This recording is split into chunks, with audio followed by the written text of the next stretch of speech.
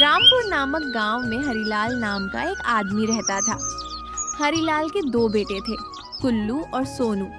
दोनों ही बेटे एक नंबर के आलसी और निकम्मे थे। हे भगवान, ये कैसे बेटे मेरी किस्मत में लिख दिए हैं। बूढ़ा बाप खेतों में काम कर रहा है, मगर इन निकम्मों को कोई फर्क नहीं पड़ता। हरिलाल अकेले ही खेती किया करता था। उसके दोनों बेटे कभी उसकी मदद करने नहीं आते थे। अरे कभी तो मेरे साथ खेतों पर चलो और मेरा हाथ बटाओ। पिताजी, मुझे सोने दीजिए, मैं बहुत थक गया हूँ। अच्छा, ऐसा कौन सा काम कर लिया तूने जो तू थक गया है?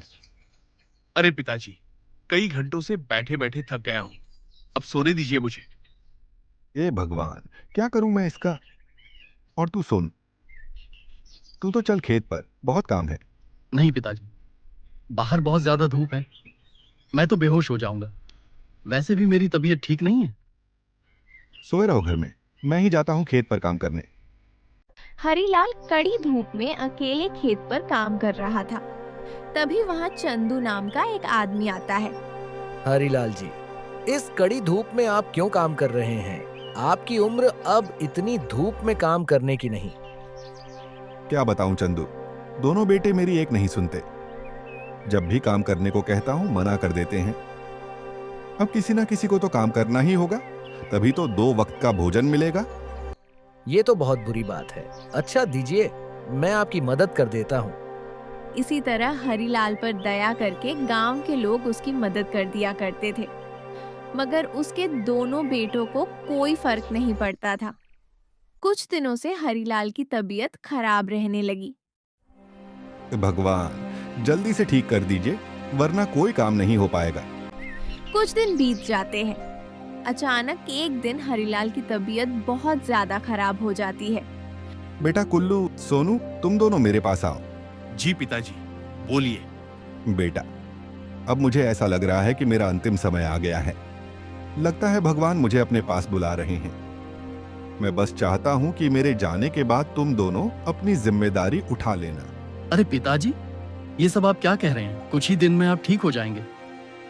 हाँ पिताजी, सोनू सही कह रहा है। कुछ दिन बीत जाते हैं।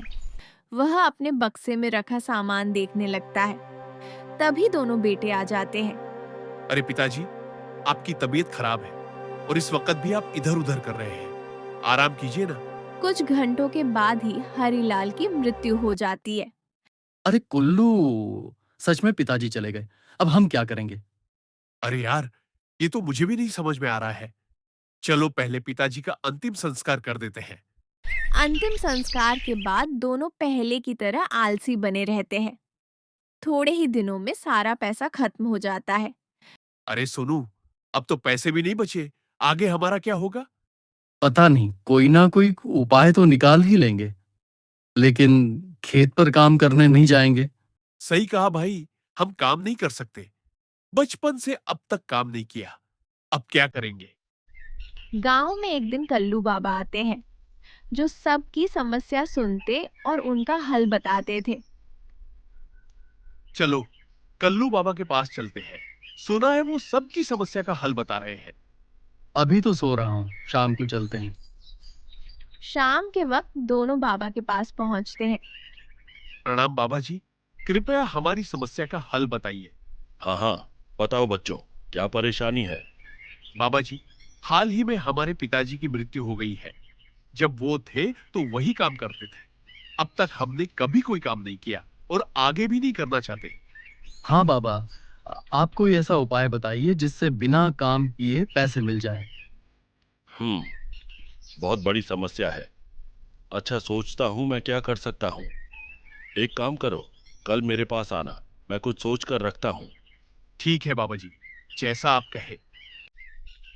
अगले दिन दोनों फिर बाबा के पास पहुंचते हैं। बाबा जी, आपने हमारी समस्या का हल निकाला? हाँ, मैंने कुछ सोचा है। तुम्हारे पास खेत तो है ना? जी बाबा जी, है। ठीक है, ये कागज लो और इसमें हस्ताक्षर कर दो।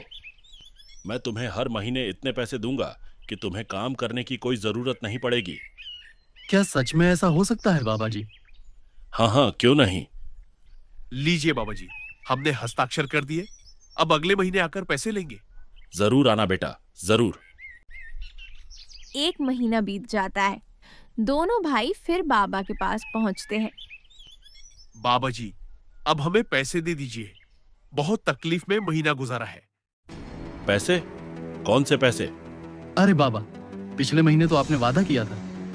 तुम दोनों आलसी ही नहीं, मूर्ख भी हो। जिस कागज पर तुमने हस्ताक्षर किए थे उसी से तुमने अपनी सारी जमीन मेरे नाम कर दी है। अब इस पर तुम्हारा कोई हक नहीं। निकल जाओ यहां से। और सुन लो, बिना मेहनत के कभी कोई पैसे नहीं मिलते। ये आपने हमारे साथ अच्छा नहीं किया बाबा। आज चलो, निकलो यहां से। कल्लू बाबा गांव के कई लोगों को धोखा देकर भाग जाता है। अब दोनों भाइयों की हालत और भी खराब हो जाती है। भाई, अब हमारे पास कुछ भी नहीं बचा, खाना तक नहीं है। पिताजी सही कहते थे, हमें काम करना चाहिए था। अगर खेत में काम करते तो खाने को मिलता ही। हाँ भाई, अब बहुत देर हो चुकी है। दोनों भाई पिताजी की याद में रोने लगते हैं और बक्सा खोलते हैं। देख भाई, ये पिताजी की पगड़ी है। इसे वो किसी शुभ अवसर पर पहनते थे। हाँ, ये पगड़ी बहुत सुंदर है। रुक, मैं इसे पहनता हूँ। जैसे ही सोनू पगड़ी पहनता है, उसमें से एक चमकीला पत्थर गिरता है। देख कुल्लू, इस पगड़ी से पत्थर गिरा। अरे हाँ, पर इसका क्या करे? दोनों बक्से में और खोजते हैं तो उन्हें एक चिट्ठी मिलती है। बेटा, मैंने तुम दोनों से काम करवाने की बहुत कोशिश की, मगर तुम लोग कभी नहीं समझ पाए। उम्मीद करता हूं अब तक तुम्हें काम का महत्व समझ आ गया होगा। मेरी पगड़ी में एक चमकीला पत्थर है जो मेरे पिताजी ने दिया था। ये अनमोल है। अगर कभी बहुत बड़ी मुसीबत आए तभी इसका उपयोग करना। मैं तुम दोनों से बहुत प्यार करता हूं। भाई, याद है पिताजी को हमने इसी बक्से के पास देखा था। शायद वो यही चिट्ठी लिख रहे थे। हाँ भाई, अब समझ आया कि वो हमारे भले के लिए कितना सोचते थे। दोनों को अपनी गलती का एहसास होता है और वे पक्की कसम खाते हैं मेहनत करने की। वे उस पत्थर को सुनार के पास ले जाते हैं। अरे ये तो अनमोल पत्थर है, इसकी कीमत तो करोड़ों में है। हमें कुछ पैसे दे दीजिए, हम जल्दी लौटा देंगे। पत्थर बाद में ले जाएंगे। ठीक है बेटा, ले लो पैसे। दोनों पैसे लेकर नई जमीन खरीदते हैं और मेहनत से खेती करने लगते हैं। समय के साथ वे बहुत पैसा कमाते हैं। कुछ साल बाद सुनार को पैसे लौटाकर पत्थर घर ले आते हैं। भाई, पिताजी जहाँ भी होंगे हमें देखकर बहुत खुश होंगे। हाँ भाई, अब हम वैसा ही कर रहे हैं जैसा वो चाहते थे। दोनों भाई मेहनती बन जाते हैं। गांव में सभी उनका सम्मान करते हैं। कल्लू बाबा को पुलिस पकड़ लेती है और जिन लोगों से उसने धोखा किया था सबका धन लौटाया जाता है। साथ ही कुल्लू और सोनू को उनकी जमीन भी वापस मिल जाती है।